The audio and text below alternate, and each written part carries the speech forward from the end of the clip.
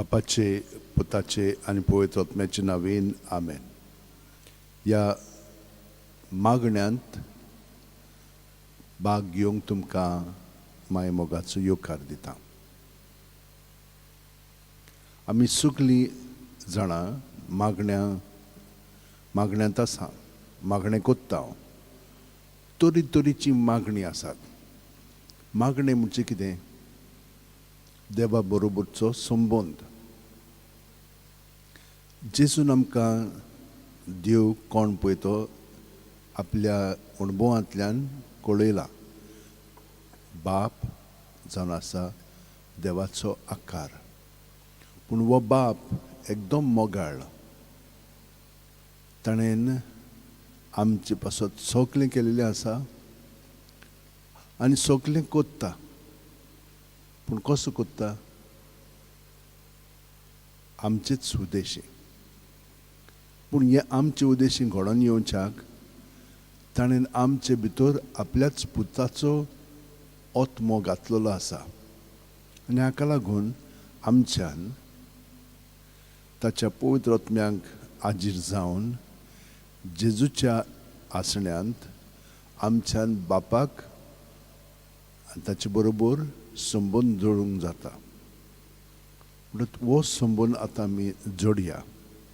सांत इनासाक जेजून हे भाशेन शिकयलो. म्हणून पयले सुवातेर आमी हुंयसर आसा, आमी देवानूच आसा. ताचे सव्वे आमी जियेता, भोंवता आनी आसा. हें आमकां दोरदूताच्या इतिहासान बरोवन दवरलेलें आसा. सगळेंच ताचें. ताणें सगळें रचलेलें आसा ताच्या शब्दा उद्देशी. आनी तें आमकां जुवांच्या शुभ वर्तमानांत पयल्याच आवेस्वरांत दुसरे वळणींत मेळटा. सगळें ताचें सवें घडोवन आयिल्लें आसा आनी कांयच ना जें ताचें सवें घडोवन येवंक ना. तर म्हज्या भयणीनो आनी भावनो, हे दोन मुद्दे आमच्या मनांत सुरवातेक दवरया.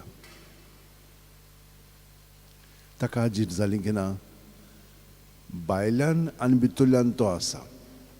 आनी ताणें आमकां कितें म्हणलां? म्हजें सवें रिगून रावात आनी हांवूय तुमचें सवें रिगून रावतां. कशें रिगून रावंक जाता? सुस्कार पळयात. सुस्कार आमचे सवें रिगता आनी सुस्कार भायर सरतना आमी सुस्कारांत आजीर जाता. आमी सुस्कारांत आमचें सगळें दवरता. सुस्कार खंय आसा? सगळ्याक आसा. म्हणजे देव जावन आसा हो सुस्कार, हें जिवीत. आनी ताचे बरोबर हो संबंद जोडलो की ना, मागीर ताचो पवित्र आत्मो आमकां अदीक आनी अदीक खोलायेन वता. तर दुसरो भाग म्हणजे ताका आजीर जावन आमी ताच्या एकवटान रावंक जाय. आतां ताच्या एकवटान रावले म्हणटच जशे भाशेन एके आणयेंत आमी उदक घातलें की ना, तें सकलथान वयर भरोन येता.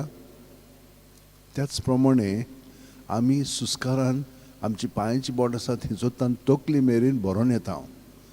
पूण आमी फकत कुडूच न्हय, आमचे मदें मन आसा आनी आत्मो आसा. तर हें सगळें देवान सुस्कारान भरोन येता. म्हणटच जेन्ना एके आणयेंत आमी उदक घातलें म्हणटच आणयेंतलें सगळें उदकान येता. त्या प्रमाणे आमचें सवें भितर आहा तितलें कितें आहा आमचे भितर? आमची कूड आसा, कुडींत रगत आसा आनी सगळे सांदे आसात. कुडींत सुस्कार आसा, सुस्काराक लागून आमी जिवी आसा. आनी हें सगळें भितरलें आमचें चलता. पूण आनिकूय कितें आहा? आमची चिंतना. आमची चिंतना वेगळीं वेगळीं आहात आनी ताका लागून आमची भावनाय वेगळी आसा. म्हणटच हें सगळें आमचे भितर आसा. आनी जेजून आमकां कितें सांगलां? भियो नाकात, सगळें ताचें स्वाधीन करीत रावया. सुस्कार भायर सोडटाना सगळें भायर काडया. जशे भाशेन आणयेंतलें सगळें उदकान आयलें म्हणटच तें आमी भायर काडटा, भायर उडयता. तेच भाशेन आमची चिंतना, आमची भावना, आमची आठवणी, आमची चाल, आमचे मनोभोव सगळें भायर काडया. ताचे दवरलें की ना ताचेर तो आशिर्वाद घालता, आपल्या रोगतान तो नितळ निर्मळ करता आनी आमकां आपल्या जिवितान दुसऱ्या सुस्कारान भरून काडटा. ताचें बरेंपण आमचें सगळें भरोन येता. हे भाशेन प्रत्येक सुस्कारान आमी ताचें सगळें बरोवन आयलें की ना सगळें ताचें सगळें जेजू जेजू जेजू म्हणून सगळें भायर ताच्या नांवान काडया. ताच्या नांवान काडलें म्हणटच आमकां भितरल्यान सगळी नितळकाय येता. ताचें निर्मळपण, ताचें पवित्रपण उदीक आनी उदीक वाडोंक लागता. कित्याक देव जेजू आमचे भितर जियेता म्हणून ताचो आकार आमचे सगळें उदीक आनी उदीक भरोन आयलो की ना मागीर आमी अदीक ताचे सारकें जावंक लागता. ताच्या आसण्यांत ताच्या पोरजोळांत आमी पोरजोळूंक लागता. हे भाशेन जें जावन आसा मागणें.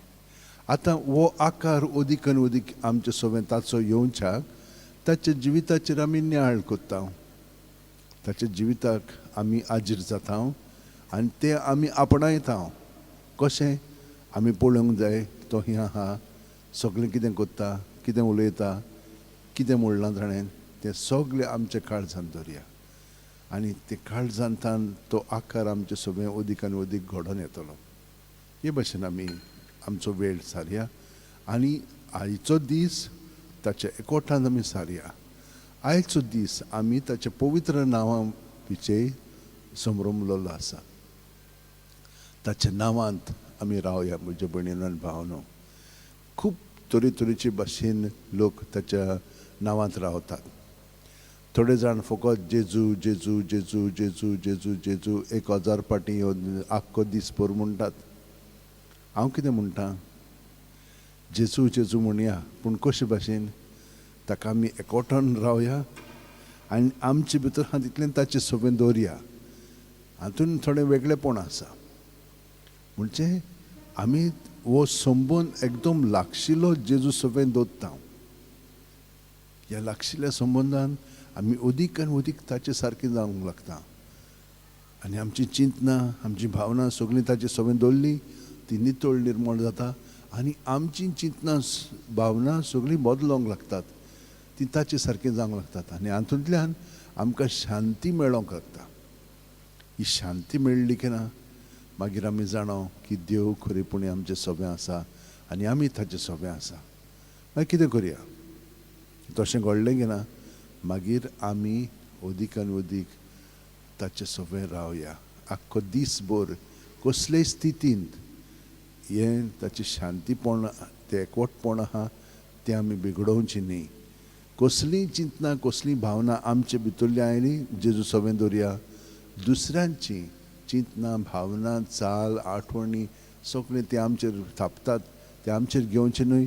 जेजूचेर दवरया आनी आमकां मोकळेपण स्वतंत्रपण मेळटलें. कोणाच्यानूच आमकां हात लावंक जायना, कोणाच्यान जायना. आमीच तें भितर घेता कित्याक आमी भितरल्यान थाऱ्यार आमचें जिवीत जेजूचेर मांडून हाडूंक जाय. आनी हाका लागून जेजू सगळें आमी जितलीं घट जातलीं हांव तितली आमी दुसऱ्यांक त्या प्रमाणे जेजू सगळें रिस्पॉन्स दितले हांव. हे भाशेन करच्याक आतां सगळीं जाणां आमचे आत आनी आतांची ताळटां हे भाशेन उंटयेन दवरया. कित्याक ताळटांनी खूब शक्ती आसा. ही आमचे भितर घोवंक लागली की ना आनी जेजूक आमी हाजीर जाले की ना मागीर हे सगळें भितरलें बदलोंक लागता. कित्याक जेजू तें बदलून काडटा. आमच्यान फकत ताका सहकार करूंक जाता. आमी ताका सहकार करया. सगळीं जाणां आमचे आत अशें उंटयेन दवरया. मागीर दुसरें म्हणजे पाट स्ट्रेट दवरया. पाट स्ट्रेट दवरली की ना मागीर सगळी शक्ती आमचे कुडींत घोवंक लागता. कोणाची शक्ती? देवाची. आनी ती शक्ती घोवली म्हणटच आमकां अदीक आनी अदीक घोटाय मेळटा. तर आतां आमी दोळे धांपया.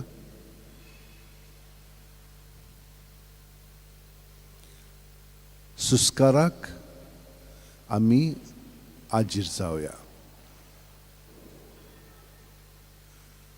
सुस्कार आमी सगळो घेता. ताका स्वास म्हणटा.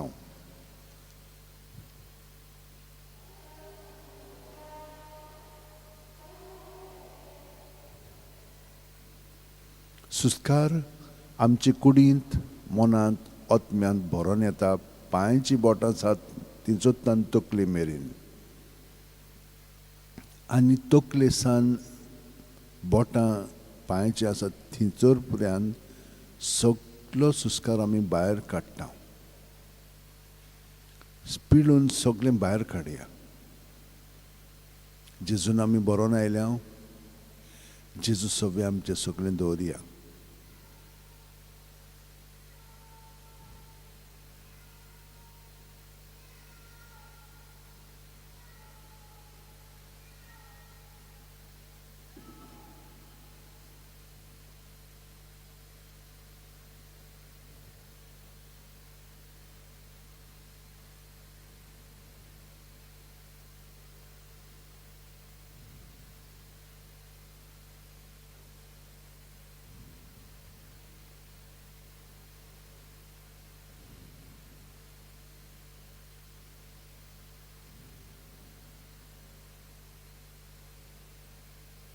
आमी सुस्काराक आजीर जाली म्हणटोच जेजूक आजीर जाता हांव, आनी ताचो हो संबंद घडलो म्हणटोच ताचें पवित्रपण आमकां ताच्या पवित्रपणान ओडून घेता.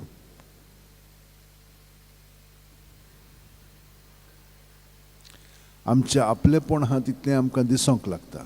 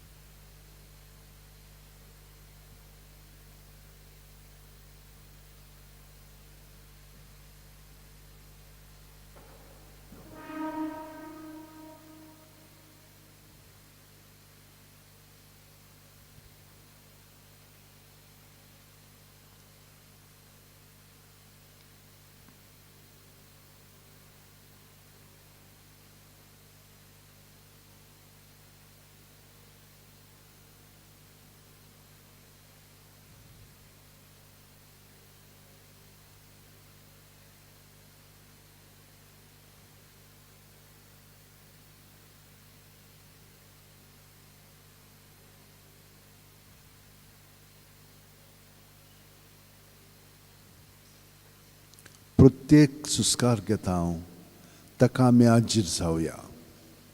प्रत्येक सुस्काराक हो एकूच सुस्कार आमी पूर्णपणे ताका आजीर जालीं की ना, दुसरो सुस्कार अदीक खोलायेन आमी सारूंक जाता. प्रयत्न करुया.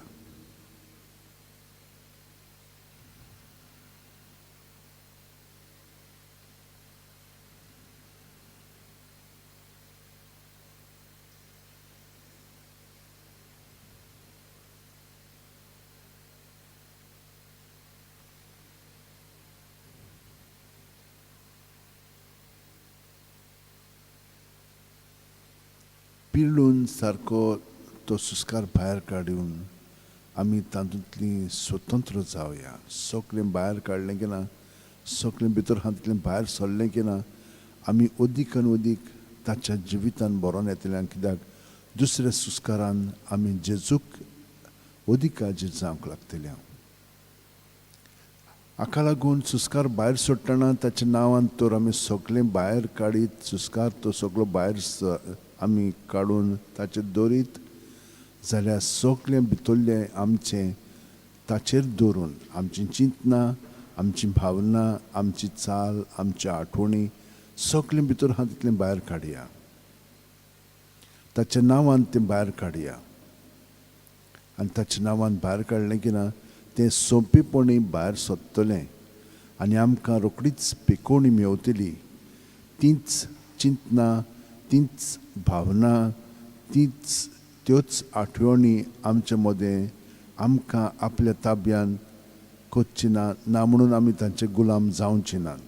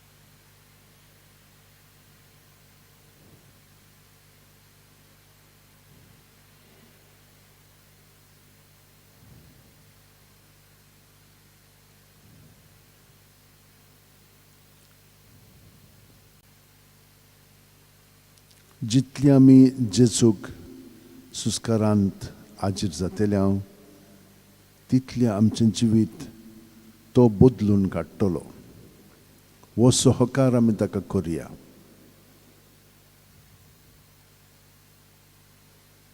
प्रत्येक सुस्कार घाता तेन्ना पांयांचीं बोटां आसात तीं चोत्तान तकली मेरेन कुडींत मनांत ओतम्यांत आमी सुस्कारान बरोवन येता आनी सुस्कार भायर सोडटना जेजू जेजू जेजू जेजू जेजू जेजू जेजू म्हणून सुस्कार काबार जाय पर्यंत जेजूचें नांव घेवन तो सुस्कार भायर काडटा. मागीर बरे भशेन सुस्कार घेयात आनी त्या सुस्कारांत सगळें जेजूचें बरेंपण आमचें सगळें बरोवन येता कुडींत मनांत ओतम्यान. तो अणभव घेवया आनी हे परी पळयात भितरल्यान आमी ताका हाजीर जावंक लागतले हांव.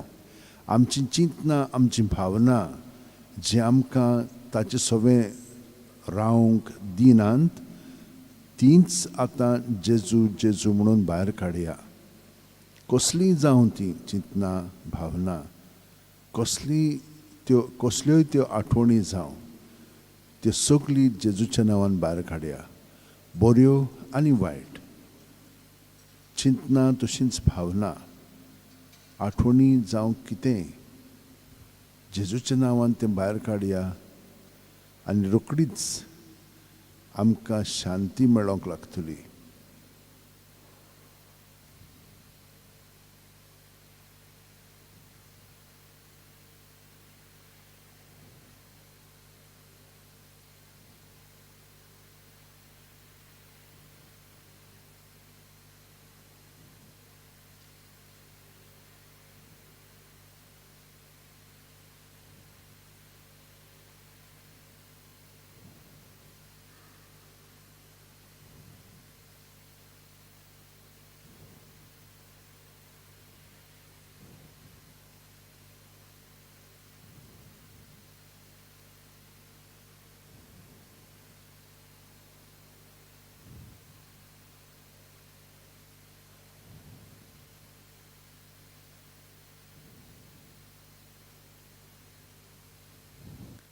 तशींच तुमी प्रत्येक सुस्कारांत जेजूच्या जिविताचेर जें आमचे भितर आसा ताचेर आमचें जिवीत थिरावया आनी आमचे दोळे जेजूचेर लावन ताची कृपेचीं किरणां दयेचीं किरणां काकळुचीं किरणां आमचे भितर शिरोन आमकां पेकोवणी हाडूं आनी खरेपणी ताच्या जिवितान आमी एक जावन तो आमकां कितें सांगता तें आमी बाळगून दवरया. पूण आयज जाणो जावया आमी जेजूच्या नांवाचेर ध्यान मन लायता. जेजूचें नांव कितलें पावरफूल. ताच्या नांवांत आमकां रोखडीच सुटका मेळटा. ताच्या नांवांत आमची सगळीं पातकां पुसून वेतात. ताच्या नांवांत आमकां धीर आनी घोटाय मेळटा. ताच्या नांवांत आमकां सगळेंच घडटा. तर भियेनासतना आमी ताचे बरोबर हो वेळ सारया.